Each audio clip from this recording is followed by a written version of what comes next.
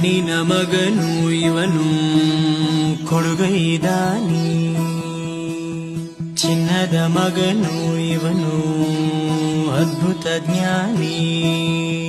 ಜನಸೇವೆಗೆಂದೇ ಹುಟ್ಟಿರುವ ದೇವರ ಕುಲವೋ, ಇವರ ನೆರಳೆ ಬಡವರಿಗೆ ನೂರಾನೆಯ ಬಲವೋ.